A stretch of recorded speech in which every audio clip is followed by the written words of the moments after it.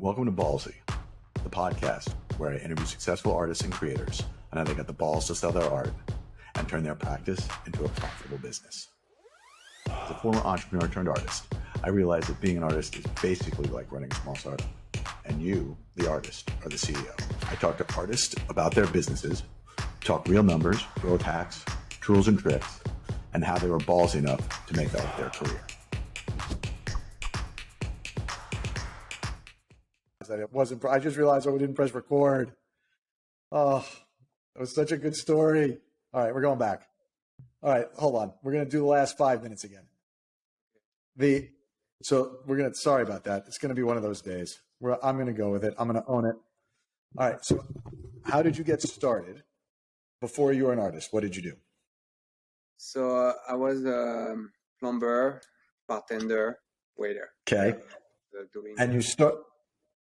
And you were a plumber. And so when you were a plumber, how did you decide to go from being a plumber to creating art? When I got my first apartment, I actually had big walls and I needed art for the walls. I said, I'll do it myself.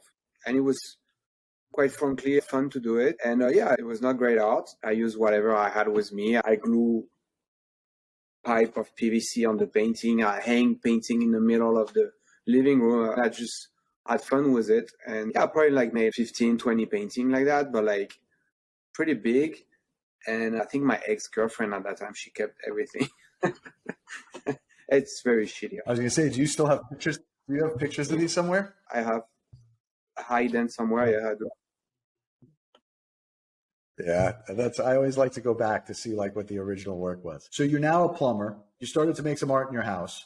When did you decide to realize that you could sell art or realize that was even a possible career? What was it doesn't sound like you have a formal art education. What was the transfer like? Not at that time. For me, at that time, I didn't see any potential financially to make a career out of it. Also, at that time, we're talking about 20 plus years ago when internet was just starting. So no social media, very light internet. Dealing with Gary, the pimp, like I call them. Not all of them now because we work with Gary. They are very nice and honest people. But the big player, for me, the big player, the Gargosian, all those people, they fucking pimp. So I just did it really by passion. And it took much more in my story to end up doing this as a career.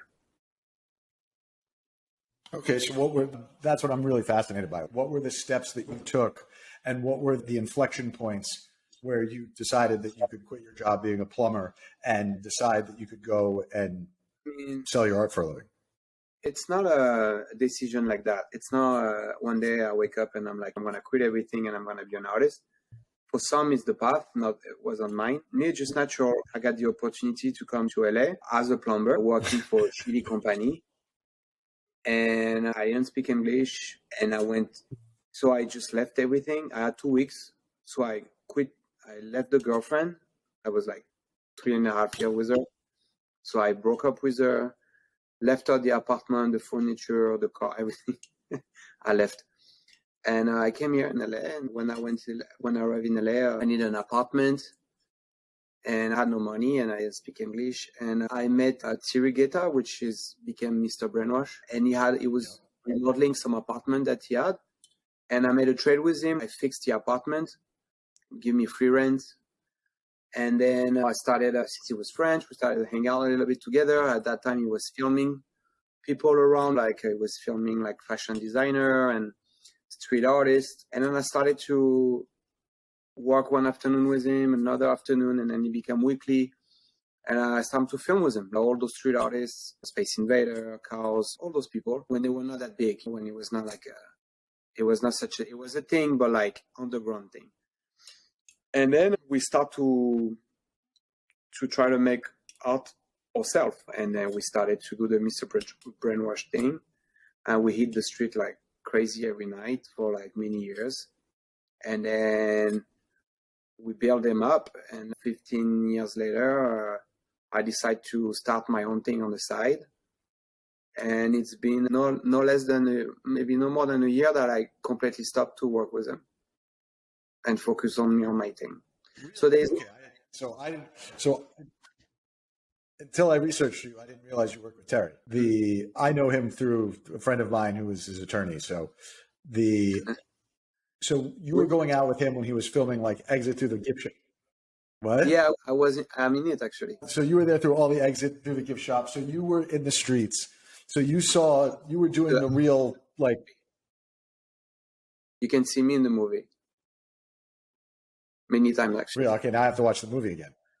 Yeah, I didn't look like that. So you basically were there at the beginning of like all this really interesting, the blossoming of all the street art. So you're now did Terry pay you? Was this like a job or was this like something you did on the side? No, I started to get money. When I met him, Mr. Brainwash didn't exist. I started to work in his guest house in the back of his backyard, making stencil and creating paste and getting ready to go out at night and kill the street. I was with him when Banksy did his show. I was out in the street doing stencil with Banksy. I witnessed Shepard Fairey doing his thing at his prime. I went to Space Invader house in Paris, at his father's house in the garage where they were making the books with the mosaic. Yeah, I got lucky. I went to the studio of Cause.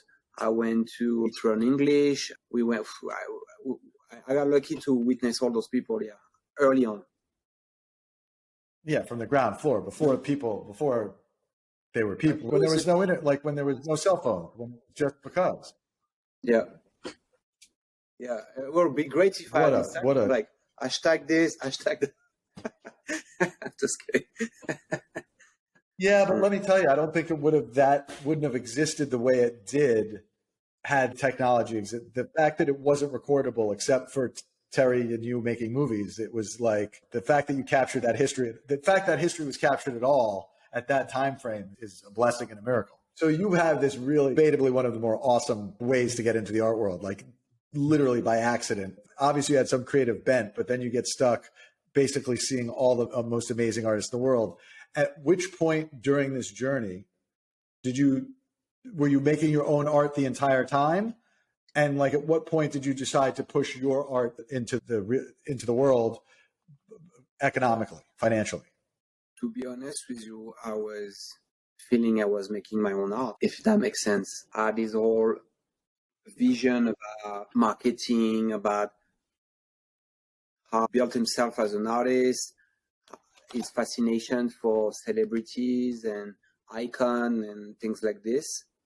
And I had a feeling for design and for the rawness of street art and graffiti, for that style. So basically, I give him the style, and he implements the icon on it. So when I was doing art with it, it was all from my guts. It was not like somebody telling me do this, do that. It was just like, so I felt I was doing my own. But then, so is your it is creativity. It's just like you doing what you do. It's how can I point this out? I don't know.